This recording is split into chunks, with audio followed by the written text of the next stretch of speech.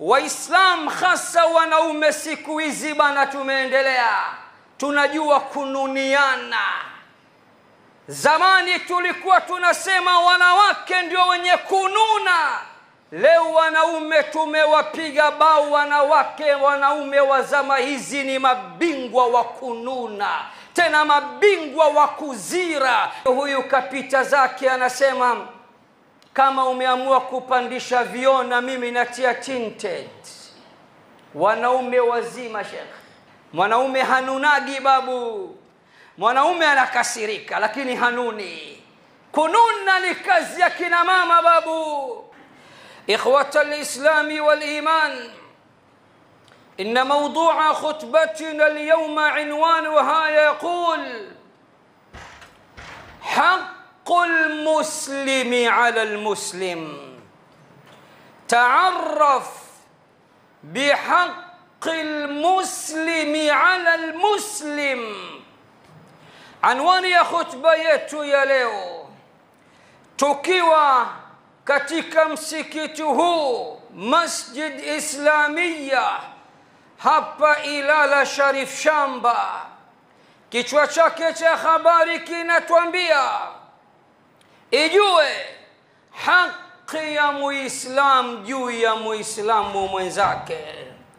Zijue haki sita za Muislam juu ya Muislamu mwenzake. Na moja kwa moja ninaanza na hadithi aliyoipokea al-Imamu Muslim katika sahihi yake kwa nambari 2162 min hadithi Sayyidina Abi Hurairah radhiyallahu ta'ala anhu wa ardah. Ni kutokana na simulizi riwaya hadithi ya Abu Hurairah radhiyallahu ta'ala anhu wa ardah, anna an-nabiy sallallahu alayhi wa sallam qala.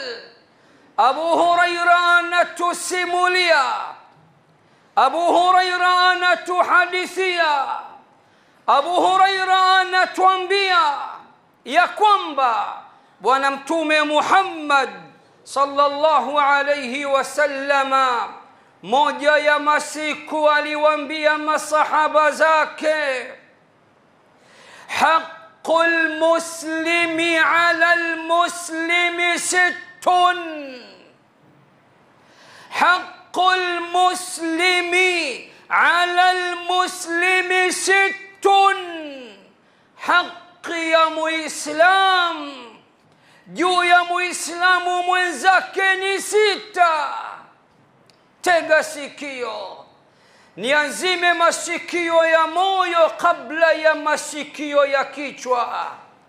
Ukaye ukifahamu, tambua popote ulipo, Muislamu mwenzako anakudai haki sita mbele ya Allah jalla fi'ala.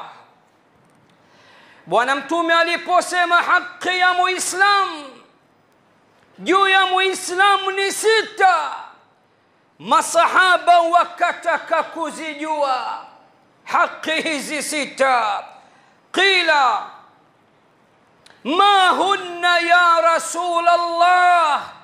Masahaba wakasema, ni zipi hizi haki sita za Muislam juu ya Muislamu mwenzake, ewe Mtume wa Allah? Ndipo Bwana Mtume Muhammad sallallahu alayhi wasallam alipoanza kutiririka, alipoanza kuzitaja, alipoanza kuzipangilia haki sita za Muislam juu ya Muislamu mwenzake, akasema haki ya kwanza, idha laqitahu fasallim alayhi. Utakapokutana naye popote pale, mtolee salam. Haki ya pili, wa idha da'aka faajibhu. na pindi atakapokuita muitikie, pindi atakapokualika itikia mwaliko wake. Haki ya tatu, wa idha stansahaka fansah lahu, na pindi atakapokufuata akataka umpe nasaha, akataka umpe nasiha, usimfanyie khiana, mpe nasaha bila ya khiana wala upendeleo. Haki ya nne, wa idha atasa fahamida Allaha fashammithu, na pindi atakapopiga chafya akasema alhamdulillah, basi nawe mwambie yarhamukallah, Allah akurahamu. Haki ya tano, wa idha marida fa'udhu, na pindi atakapougua, atakapoumwa, basi nenda kamzuru, kamjulie hali.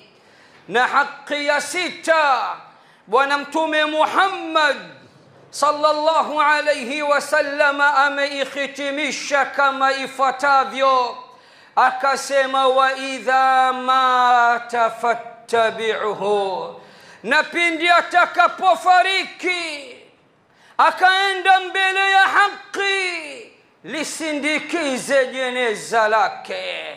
Hizi ndizo haki sita za Muislamu juu ya Muislamu mwenzake. Jiulize Muislamu, nami pia nijiulize, mara ngapi mimi na wewe tunatekeleza haki hizi sita za Muislamu?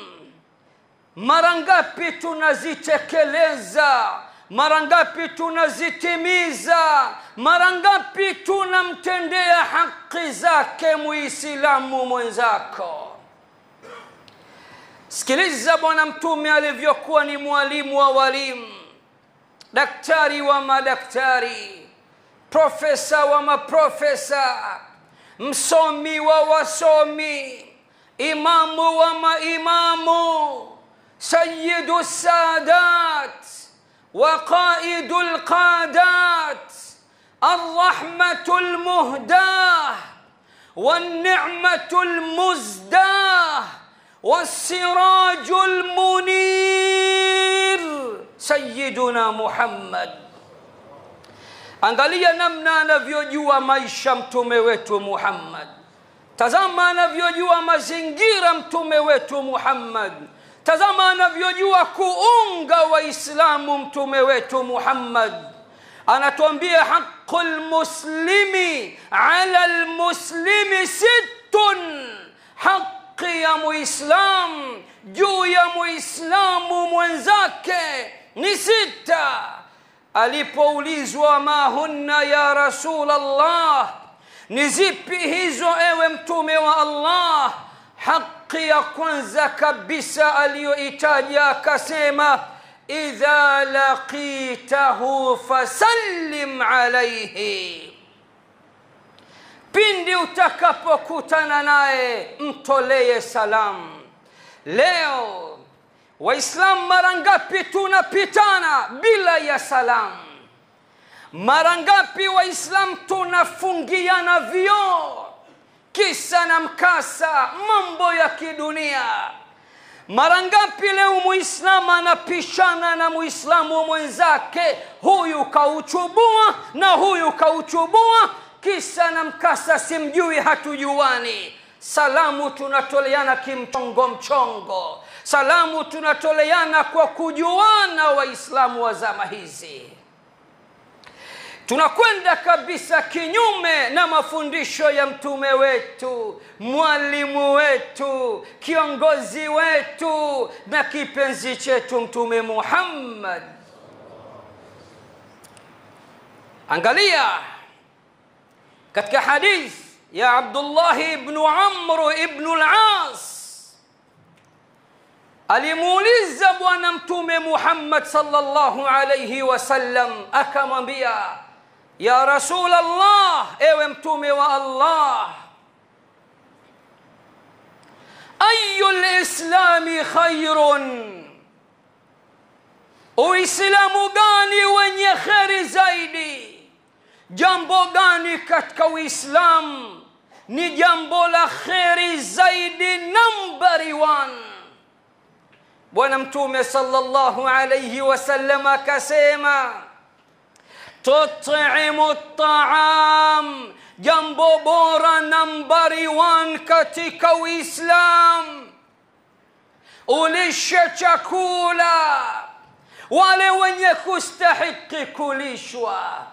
Hata mialiko yetu imekuwa ni mialiko ya kimchongo mchongo. Hata mtu leo akiwa ana sherehe, ana ndoa, ana nikah, ana agid, tunalikana kinyemela kwa kadi. Tena namna tulivyoendelea na holini tunaweka mabounsa, zuieni maskini wote na fukara wote wasiingie. Subhanallah. bwana mtume anasema jambo bora katika Uislamu ni kulisha chakula. Sikiliza hilo la kwanza. La pili, watuqri'u salama, na umtolee salam ala man arafta wa man lam ta'rif, na umtolee salam yeyote unayemjua na usiyemjua. Umemtazama muislamu mwenzako, physical appearance yake ni muislamu, alama za uislamu zinaonyesha, unampita shekhe, simjui. Nani aliyekwambia msalimie unayemjua tu peke yake? Na hilo ukiliacha leo, waislamu hasa wanaume siku hizi bana, tumeendelea, tunajua kununiana. Zamani tulikuwa tunasema wanawake ndio wenye kununa. Leo wanaume tumewapiga bao wanawake. Wanaume wa zama hizi ni mabingwa wa kununa, tena mabingwa wa kuzira, tena mabingwa wa kususa. Kapishana naye Kiswahili tu, salamu hakuna, la salamu wala kalam, na wanaswali msikiti mmoja, wanapishana. bwana mtume anasema wanakutana waislamu wawili, huyu kampuuza mwenzake na huyu kampuuza mwenzake, huyu kamnunia mwenzake na huyu kamnunia mwenzake. Kisha bwana mtume anasema nani mbora katika hawa? Akasema wa khairuhuma, na mbora wao hawa wawili walionuniana, hawa wawili waliogombana, hawa wawili waliopishana, mbora wao mbele ya Allah ni nani? Wa khairuhuma man badaa bisalam, mbora wao ni yule ambaye anaanza kutoa salamu. Hutaki kuwa mbora mbele ya Allah? Pamoja na magomvi yenu, uhasama wenu, uadui wenu, hutaki credit mbele ya Allah? Hutaki thawabu mbele ya Allah? Ukimkuta ukamwambia salamu alaikum, na ukaye ukifahamu kutoa salamu, kutoleana salamu ni sunna iliyosisitizwa, na kurejesha salamu ni wajib. Ukipewa salamu kuitikia, unachuma madhambi mbele ya Allah jalla fi'ala. Lakini huyu kapita zake anasema, kama umeamua kupandisha vioo na mimi natia tinted. Wanaume wazima shekhe, wanaume wazima shekhe, na ndevu zao wananuniana bwana. Mwanaume hanunagi babu, mwanaume anakasirika lakini hanuni. Kununa ni kazi ya kina mama babu. Alafu na wewe hutaki uwe mbora, mpe salamu. Shaitana la kuchezea na kwambia utaonekana wewe una shobo, unajipendekeza, unajikomba komba, unaomba po, usitoe salamu. mwisho wa siku shetani anatuchezea waislamu wa zama hizi. Inna lillah wa inna ilayhi raji'un. Ndugu zangu, haki ya kwanza ya muislamu juu ya muislamu wenzake, utakapokutana naye mpe salamu. Angalia mafundisho yaliyokwenda zaidi ya university, mafundisho ya Mtume Muhammad sallallahu alayhi wasallam. Anatufundisha adabu za salam, namna ya kutoleana salam. Akasema yusallimu saghiru ala alkabir, mdogo amsalimie mkubwa. Leo wadogo wengi hatuna adabu mbele ya wakubwa zetu.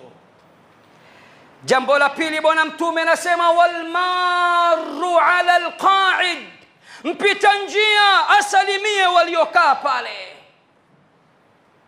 Warakib, na yule mwenye kwenye kipando ndo asalimie wenzake ambao wako chini hawana kipando. Na wachache wasalimie wengi. Salamu ya Kiislamu ni baraka. Salamu ya Kiislamu ni khairi. Assalamu alaikum wa rahmatullahi wa barakatuh. Amani na rahma za Mola na baraka zake ziwe juu yako. Hauoni kwamba hii ni dua kubwa sana? ولذلك القرآن imesema وإذا حييتم بتحية فحيوا بأحسن منها أو ردوها. Pindi mtakaposalimiwa, mtakapoamkiwa kwa maamkizi yoyote, basi nanyi amkieni kwa maamkizi yaliyo bora zaidi kuliko hayo. Basi nanyi muamkie kwa maamkizi yaliyo bora zaidi kuliko hayo, au rejesheni hayo hayo. Nini maana yake? Kakwambia assalamu alaikum, nawe sema wa alaikumus salam, au wa alaikumus salam wa rahmatullahi wa barakatuh. Hili la kwanza muislam, haki ya muislam juu ya muislam wenzako. Katika sahihul Bukhari bwana Mtume sallallahu alayhi wasallam anasema haki ya muislam juu ya muislam wenzake ni 5. Akaanza na haki ya kwanza akasema raddu salam, atakapokutolea salam mjibu, mrejeshee salamu yake. Usilete ujanja wa mjini, nimemrejeshea kimoyo moyo, kwani yeye kakusalimia kimoyo moyo. Itikia salamu hata kama humpendi. Ameshakufunga kamba huyo, ameshakuingiza katika dhimma ya Rahman alladhi allama alquran. Usipoitikia umechuma madhambi na umekosa kujibu fardhi na wajibu Allah jalla fi'ala. Twende haraka haraka muislam. Haki ya pili bwana Mtume anasema wa idha da'aka faajibhu. Haki ya pili ya muislamu mwenzio, akikualika, akikuita, muitikie. Sisi kama nilivyosema tunaalikana kinyemela, na hata pia tukialikwa tunatazama sura za watu. Tazameni harusi za matajiri, bismillah masha Allah. Wamo walioalikwa na wasioalikwa.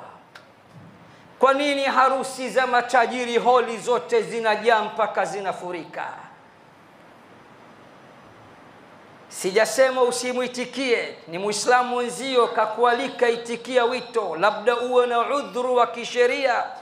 Na maulama wamesema ukialikwa na mtu kisha kuna munkar, kuna ovu kule, panapigwa mziki, pana jambo la haram, usiitikie.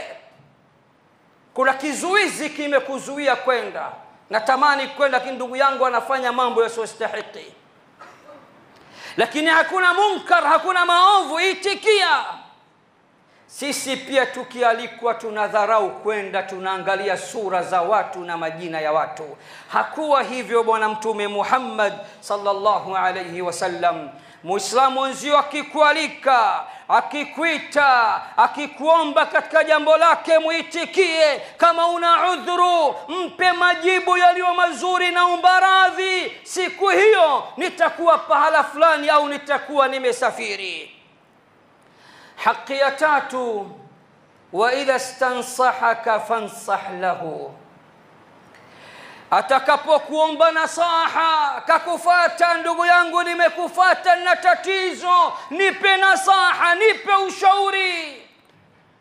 Usimuingize mkenge, mnasihi vizuri. Maulama wanasema mpe nasaha bila ya khiana wala upendeleo. Ndugu yangu nimekuja kwako na tatizo moja mbili, nipe nasaha. Mke wangu ananisumbua moja mbili tatu. Usitumie opportunity ile ukasema bana kufai, mwache huyu kwa khiana zako.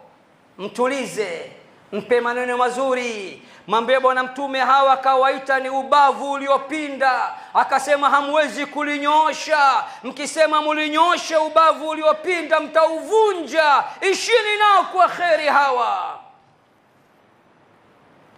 Atakapo kuomba nasaha usimwambie bwana mimi sina nasaha, utakuwa hujatekeleza haki yake. Na nasaha, ndugu Waislamu, ni sheria na hakuna aliyekuwa juu ya nasaha. Sote tuko chini ya nasaha, sote tunahitaji nasaha. Uwe imam, uwe maamuma, uwe shekhe, uwe mtu wa kawaida, sote tunastahili kupewa nasaha. Nabii Saleh alayhi salam aliwaambia nini watu wake? uballighukum risalata rabbi wa nasahtu lakum walakin la tuhibbuna an-nasihin.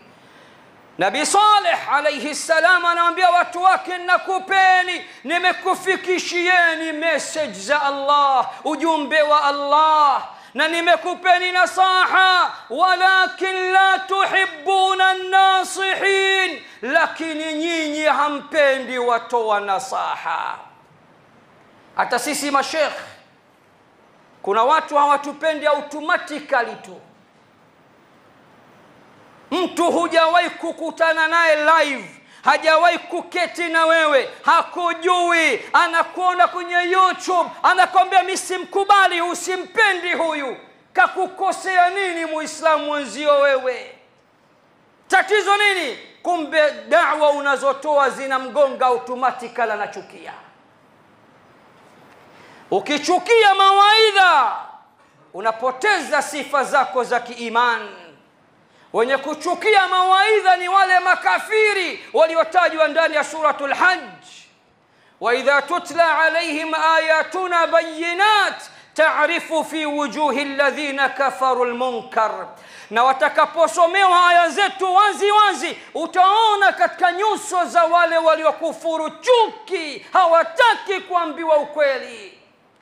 Na kwa taarifa yenu, khutba na nasaha mbalimbali tunazotoa haziwagusi nyinyi, hata sisi zinatugusa. Ni siri zetu sisi na Mola wetu, na hakuna aliyekamilika. Usione mtu kapanda mimbarini anakupa da'wa ukadhani na yeye yuko perfect 100%. La wallah, sote tuna mapungufu na tuna kasoro. Aliyekamilika ni Mtume Muhammad sallallahu alayhi wasallam peke yake. Bwana Mtume anasema dinu nasiha, dini kupeana nasaha. Ukimwona Muislamu wenzako kafanya ndivyo sivyo, kenda kombo, kenda wrong, kafanya makosa, kafanya jambo ambalo si sahihi, usimfedheheshe, usimshengenye, usimsemange, usimseme kwa watu, mfuate, mpe nasaha. Na nasaha zinatolewa kwa mtindo gani? Al-Imam Shafi'i katuelekeza njia nzuri sana za kupeana nasaha, kipi alichokisema na ni yapi aliyoyasema, na njia gani zilizo nzuri katika kumnasihi mtu na kumpa nasaha. Aqulu ma tasma'un wa astaghfirullah li wa lakum fastaghfiruhu innahu huwal ghafurur rahim wa huwal barrul karim. Alhamdulillahi rabbil alamin, وأصلي وأسلم صلاة وتسليما يليقان بمقام أمير الأنبياء وإمام المرسلين سيدنا ونبينا محمد صلى الله عليه وعلى آله وصحبه أجمعين. Kwa mara ya pili tena ninakuhusieni pamoja na kuihusia nafsi yangu yenye mapungufu chungu nzima katika kutekeleza haki za Mola wangu. Namuomba Allah sote atupambe kwa ikhlas za hali ya juu, sote atupambe kwa uchamungu wa hali ya juu, sote atuvishe vazi la siha na afya iliyokamilika, atuepushe na maradhi yote madogo kwa makubwa, kwani yeye Allah ni muweza juu ya kila kitu. Ndugu zangu, naenda haraka haraka. Ingelikuwa katika mimbari yangu ya veterinary ningesema zaidi na pengine ningefanya khutba hii kwa part 1 na part 2, lakini nikupeni kwa haraka haraka na nivumilieni kidogo ikiwa nitamega muda wenu, na Allah atakulipeni kila la kheri. Al-Imam Shafi'i anasema ta'ammadni binushika fi infiradi وجنبني النصيحة في الجماعة فإن النصح بين الناس نوع من التوبيخ لا أرضى له استماعه. Ukitaka kunipa nasaha nivute pembeni, niite kando, epuka kunipa nasaha mbele ya watu, kwani nasaha mbele ya watu si nasaha bali ni fadhiha, ni fedheha. Leo mara ngapi mashekhe tunadhalilishana kwenye mamimbar? Ingieni YouTube, kuna mashekhe wamekosa kazi kila siku, makosa ya fulani, makosa ya fulani. Nani aliyekupa ohedi master wa kukosoa wenzako kana kwamba uko perfect, ukosei kabisa? Elimisheni umma. Waislamu wanataka kujua mengi. Kuna wengine wanaswali sala 5 hata udhu vizuri hawajui, wengine hawajui nawaqidul wudu, vinavyotengua wudhu. Nyinyi kila siku namrekebisha fulani. Umekuwa nani wewe mpaka kazi yako kurekebisha watu? Ukimwona shekhe anakwambia kajitokeza na koti lake na remba lake kama la kwangu, akasema leo nimejitokeza wa hadharani natoa nasaha kwa fulani, ujue hakusudii dini, anakusudia dunia na kutaka kiki. Kwa nini? As-salaf as-salih, wema waliopita, wanasema mwite mtu pembeni umpe nasaha. Kumpa nasaha mtu mbele ya watu si nasaha bali ni fedheha. Tena Imam Shafi'i anasema siko tayari kusikiliza nasaha mbele za watu kwa sababu hukusudii nasaha, unakusudia kunifedhehesha. Mwite pembeni, anza na maneno mazuri, jazakallah khair, mashallah alaik, unaswali sala 5, ya Allah kubarik sana. Unamteka mtu kwanza mpaka afurahi, unamuta pembeni, bana vipi kiduku hichi bana, weka kama ibilisi bana, kama boti la Baresa linaelekea Zanzibar bana, kiduku kama hichi bana. Hawezi kukubali. Mimi kuna vijana nikukutana nao wamenyoa mapanki na mavichwa mpaka nikiona nashtuka, anaomba kupiga selfie na mimi, si wakatalii, kwa sababu huenda akawa bora mbele ya Allah kuliko mimi. Hujui kila mtu ana siri zake, na hupaswi kumdharau muislamu mwenzako. Na lengo watu waongoke. Ikiwa unawatukana watu, lini watasogea kwako? Lini utawavuta ili wape da'wa? Na kuwasha kukimbia ushawakimbiza. Na wengine wakiona bwana, angalieni shekhi wenu kuna picha kwenye Facebook, ingia bwana, kapiga picha na mtu kavaa cheni. Nimevaa mimi? Sikavaa yeye. Sikaniomba kupiga picha. Na Muislamu, bwana Mtume anasema katika ibada kubwa kubwa kuingiza furaha katika moyo wa Muislamu wenzako. Kwa hiyo tupeane nasaha Waislamu, na Muislamu akikuomba nasaha ni wajibu kwako umpe nasaha. Kwa kwenda mbio, jambo la 4, wa idha atasa, akipiga chafya usimwambie afya, usimwambie kuwa babu, umekuwa babu, usimwambie. Unamwambia nini? Akisema alhamdulillah. Ukipiga chafya ni sunna useme alhamdulillah, kwa sababu Allah akakutolea bakteria na uchafu ambao ulikuwepo katika ubongo wako na kichwa chako. Shukuru Allah kwa hilo. Kisha jambo la bwana Mtume akasema akipiga chafya akamshukuru Allah akasema alhamdulillah, tayari shakuwa wajib kwako umwambie yarhamukallah, Allah akurahamu. Sio mtu anapiga chafu alhamdulillah humjibu, na ukimjibu akarudia tena akapiga chafu alhamdulillah una kero, kazidi bwana huyu bwana, alhamdulillah ananipa kibarua cha kumwambia kila wakati yarhamukallah. Haiko hivyo. Jambo la 5, wa idha marida fa'udhu, akiugua nenda kamzuru. Waislamu, kuna hadithi hii naomba nikupeni baada ya khutba kama imama ataniruhusu. Mtu akiumwa siku ya kiyama Allah atakusimamisha, atakwambia mimi niliumwa. Allah kaumwa yeye, anasema ukunizuru duniani. Ni debate fupi baina ya Allah na mja wake, nitakupieni baada ya swala kwa ajili ya kuokoa muda. Aidul maridi fi kharfatil janna au fi kharafatil janna. Ukitoka nyumbani kwako unaenda Amana Hospital kwenda kumzuru mgonjwa, Mtume anasema hautembei katika barabara za Sharif Shamba, bali uko katika bustani za peponi, mwenyewe hujijui, maskini wa Mungu. Anayemzuru mgonjwa akitoa mguu wake, mguu mosi mguu pili, yuko katika bustani za janna, bustani za peponi, mwenyewe hajui. Jambo la mwisho, bwana Mtume anasema akiumwa, akifariki, basi usindikize jeneza lake. Na hitimisha khutba yangu, bwana Mtume anasema man salla ala janaza falahu qiratun min al-ajri. Ukiswalia jeneza la muislamu wenzako utapewa thawabu ya qirati moja. Wa man tabi'ahu, na atakayemfuata kamsindikiza mpaka makaburini, falahu qiratani, ana qirati 2 za thawabu na za ajri za malipo. Masahaba wakasema wa mal qirat ya Rasulullah, qirat ni nini? Akasema qirat manake ni sawa na milima 2 ya Uhud. Ukimswalia muislamu nzio jeneza lake unapewa thawabu rundo nzima sawa na mlima wa Uhud. Ukisindikiza jeneza lake unalipwa sawa na milima 2 ya Uhud ya thawabu. Hizi ni haki 6 za muislamu juu ya muislamu wenzako. Ukikutana naye mpe salamu, akikualika muitikie, akikuomba nasaha mpe nasaha kwa dhati bila kumpotosha wala kutaka kumharibia. Akipiga chafi akasema alhamdulillah, mwambie yarhamukallah. Akiugua nenda kamzuru. Akifariki swalia jeneza lake na msindikize mpaka katika nyumba yake. Allah atujalie waislam tuwe wenye kutekeleza haki hizi 6. اللهم اجعل جمعنا هذا جمعا مرحوما، واجعل تفرقه من بعده تفرقا معصوما، أصلح ذات بيننا وألف بين قلوبنا.